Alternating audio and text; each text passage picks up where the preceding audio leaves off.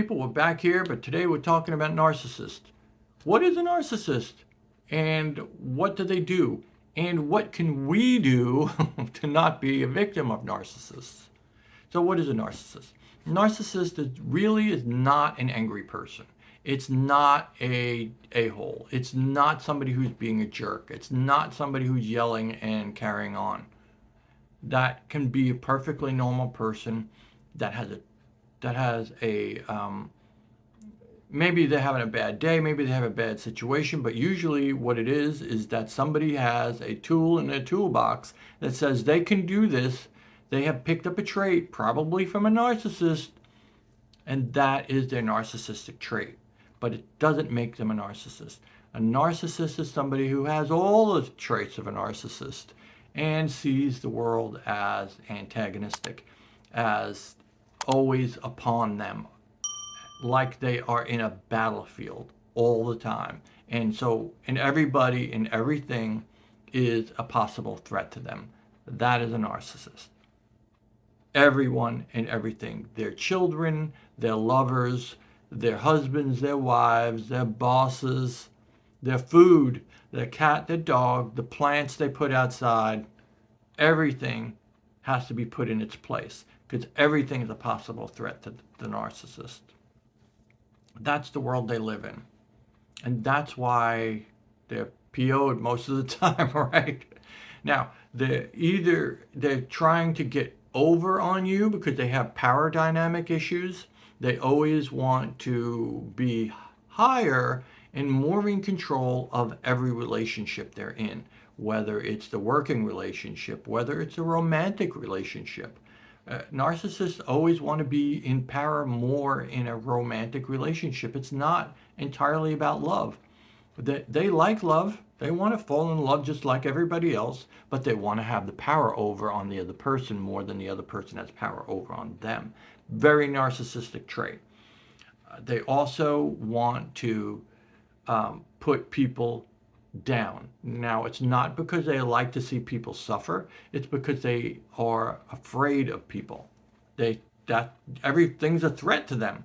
So yeah, they're going to put you down. And that's why when they argue in this very, I want to say nihilistic, very ugly way.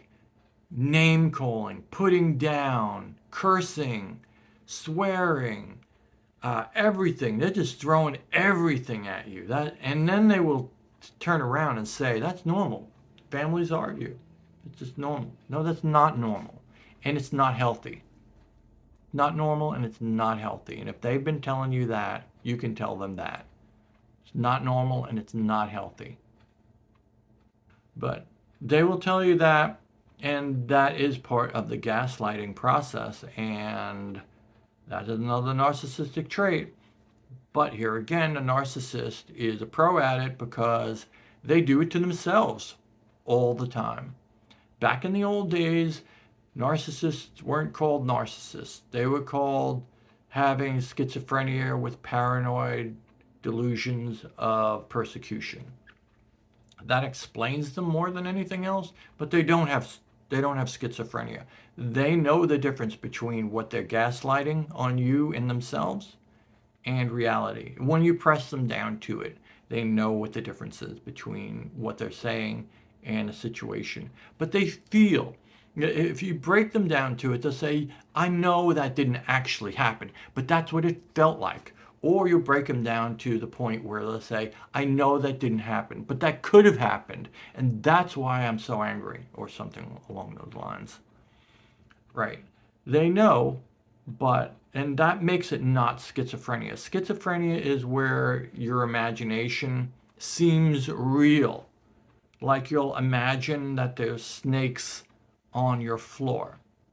I can imagine that, but I don't think they're actually there, and I can't help it. Schizophrenia. That's a very typical schizophrenia trait. That's not narcissism. And narcissism can be cured. Uh, Therapy and medication can do it. Not common, right? But it can happen. And narcissists are a percentage. And this percentage is like, what percentage of the time are they normal and they are, or as opposed to being schizophrenic? I mean, narcissistic. What percentage of the time? Is it 10%, 20%, 30%, 50%, 90%, right? Sometimes it's 100%. They're just triggered all the time. They're in that headspace. And when you see a narcissist that is on the lesser percentage, you'll see a difference in them. It's like a personality, it's like a separate personality. They will hold themselves different. Their face will look different. Their mannerisms will be different. How they use their mouth, their eyes, their head, the whole body will be different. Almost more like more slow and pensive almost. You can almost feel this pensive energy, like almost an angry energy because they've been triggered and now they're in their narcissistic traits. But if it's a 10% narcissist, 90% of the time they're normal, and you can make a big distinction between when they're normal and when they're narcissist. And you could see it when you learn how to see it in a person. You can see it right there. You can see it. You can notice it, and you can avoid them. Which is like, so what do we actually do with the narcissist when we have a narcissist in our life? You can't cure them. Stop it. You're not going to be able to convince them to snap out of it. You're not going to be able to convince them that you're right. You know, deep down in their subconscious, they probably do believe that you are right and you are the person who of sanity in your household. Deep, deep, deep, deep down. But they're never going to admit it because then that they have to take that step back and now you will have more power over them and their life. They're never going to do that because they have narcissism. It's a personality disorder. It is a broken person trying to keep some kind of semblance of safety, psychological, mental safety in their life. This is how they do it, in this broken, power-hungry way. How they got this way is a whole nother thing, but they are this way. And there's only two things that I have seen that has cured narcissism, and that is the combo of therapy and medication. That can do it. Of course, it works better if your percentage of narcissism is lower, 10%, 20%, 30%. That can be done. And the only other thing that's going to help you with your narcissist, distance. Distance. You have to get distance. Physical distance, psychological distance, mental distance. Distance, distance, distance. And that's different, right? You can't live with a narcissist and not be affected. It's a battlefield in the house of a narcissist. It's a battlefield.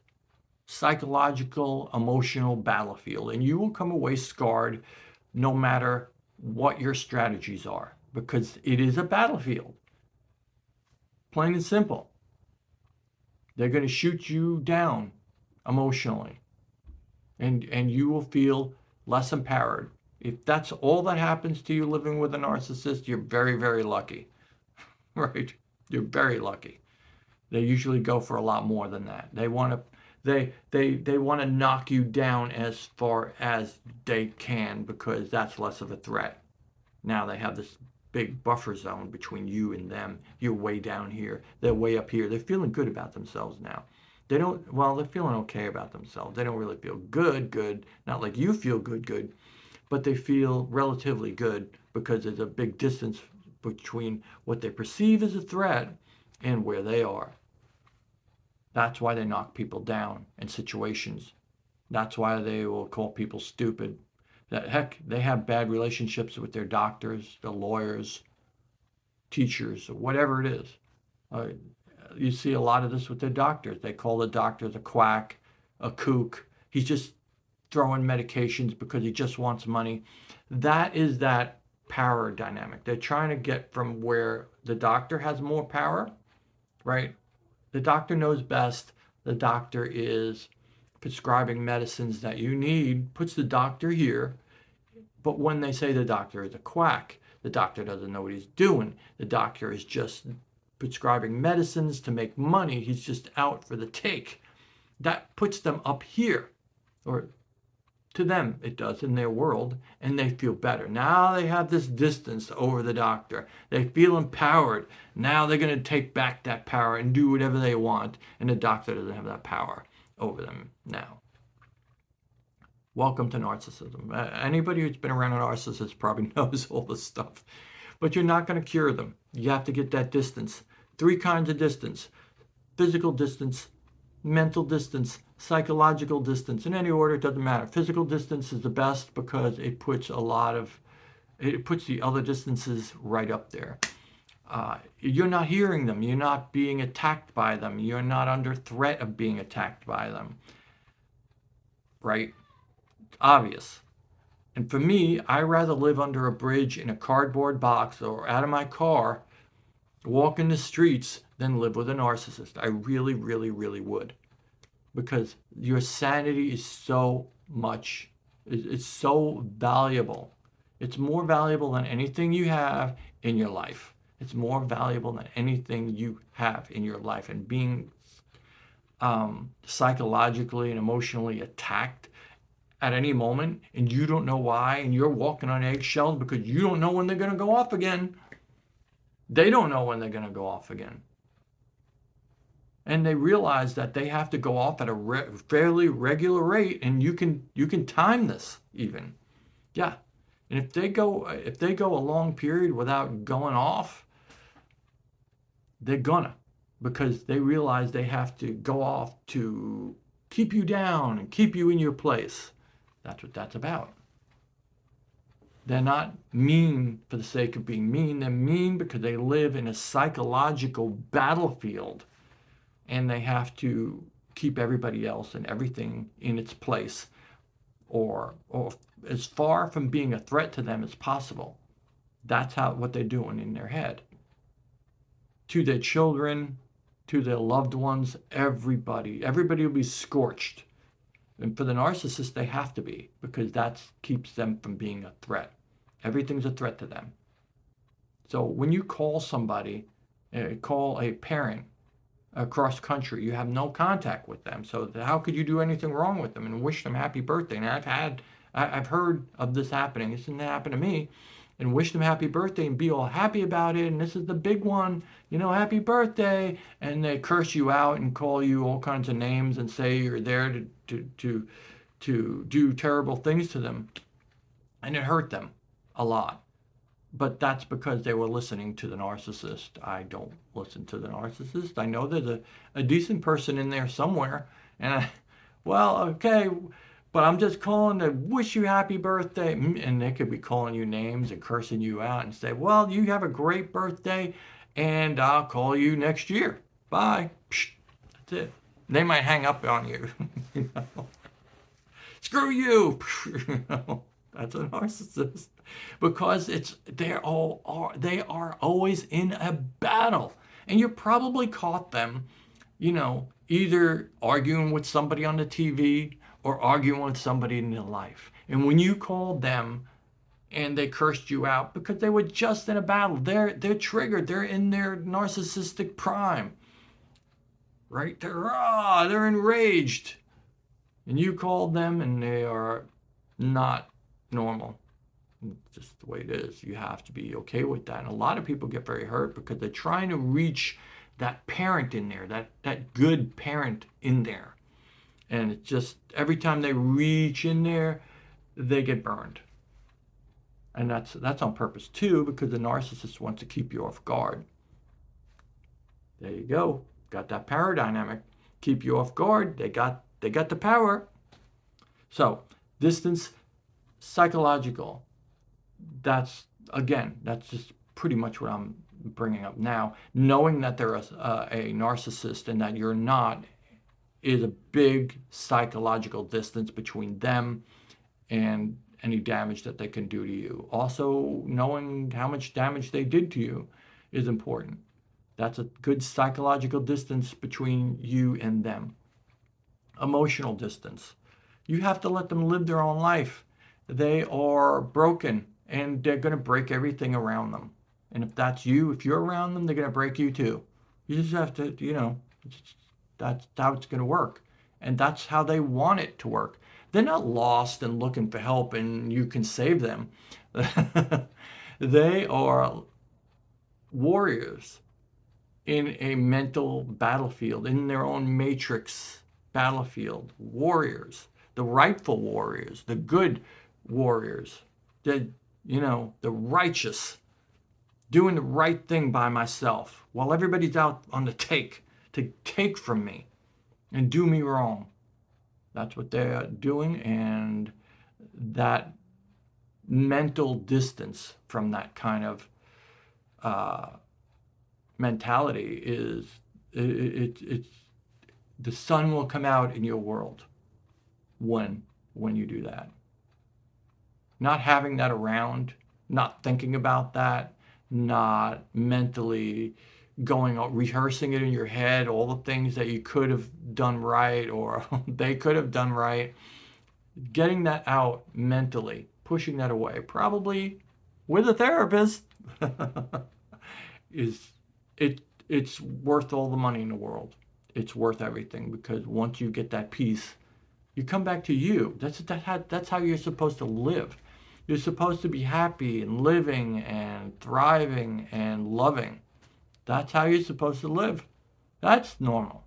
You're not supposed to have these huge arguments, name calling, and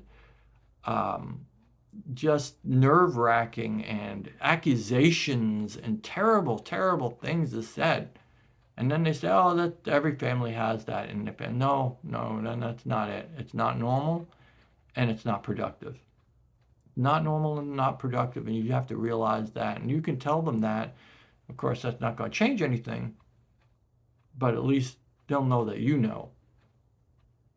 But you have to do something about it. You have to get away from them. You have to get those 3 distances, because you could get physically away from your narcissist and just run that stuff through your head and ruin your life.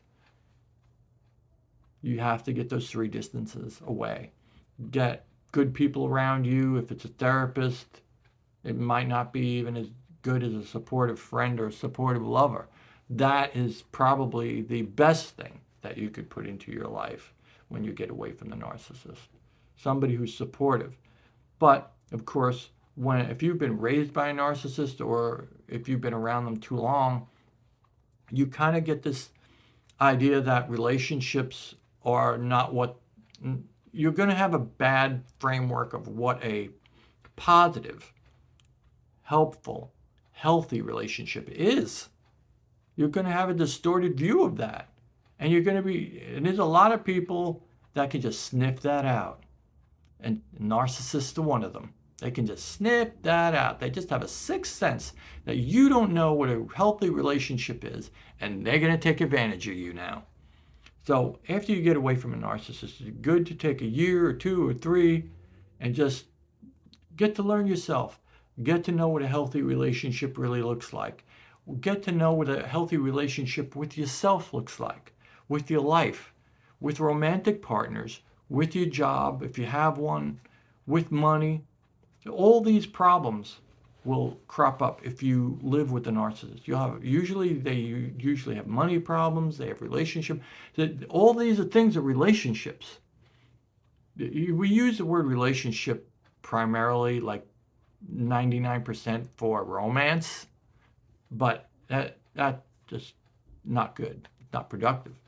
Relationships are with everything. We have relationships with ourselves. We have relationships with our money, our jobs, the things we have in our lives, the items we have in our lives, our health, our mentality, our physical health, our mental health. We have relationships with all those. And when you're around a person with a personality disorder too long, especially like narcissism, that breaks that the rules that you have, the boundaries. And narcissists are very well known for breaking boundaries and not respecting boundaries. And your boundaries, and your relationships with boundaries and with other people and with money and with health and with your sanity, mental health, all that stuff. Your relationships, all those relationships will suffer.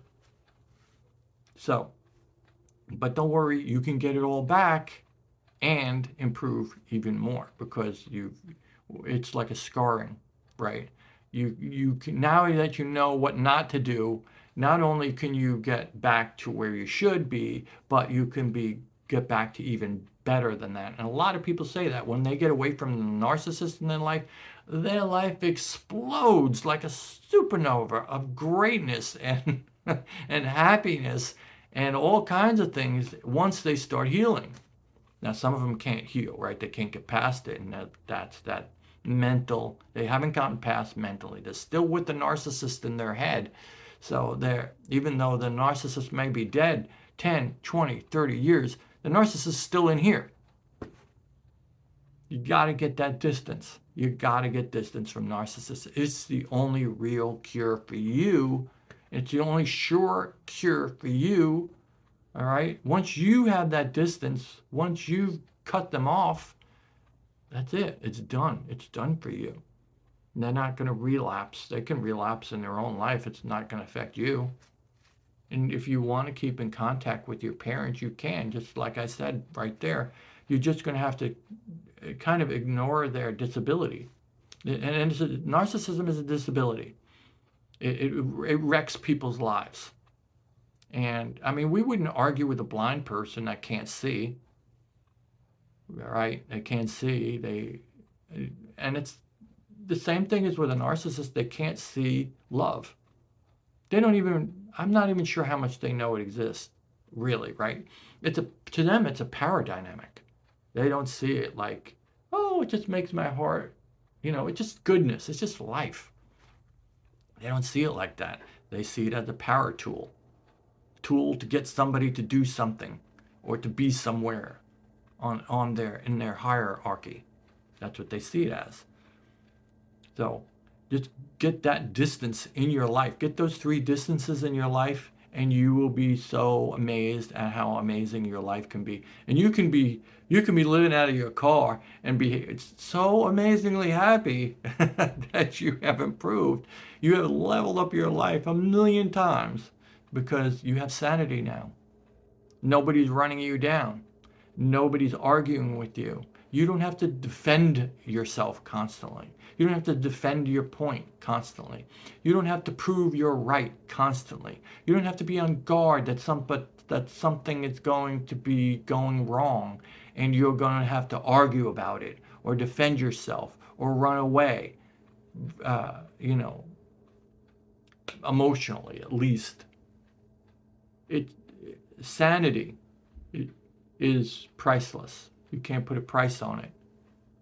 So, okay, well, that is my thing on narcissism. I could talk about it forever, and people do. It's a very popular thing, but don't get distracted by the narcissist calls for you to come back, or that you are at fault, or that shaming you because you left. No, this is for you. This is your sanity. This is what you should be doing. They should be getting better. They should be seeing a therapist. If they can't, then they don't want to do anything, and that's on them, and that's okay. Let them live their life. You have to live your life. You have to go out there and live your life the best you can, and living with a broken person ain't the way it's going to happen for you. It's going to be a terrible life. A life with a narcissist, living in a home with a narcissist is a battlefield. Narcissist home is a battlefield. Even if they don't own the house, they make that house theirs. And they make it a battlefield. Everybody's walking on eggshells, and you don't know when they're going to go off, because that's another thing. You don't know when they're going to go off. That's a way of keeping you down, because you don't know when they're going to explode. So you got to walk around landmines all the time. And there's things you can't discuss and things you can't do. And things, freedom and sanity is what you'll get on the other side of distancing yourself from a narcissist. So please Try it, do it, believe it. It works. I wish you all the best. Heal yourself. Have the best life you can. Till next time.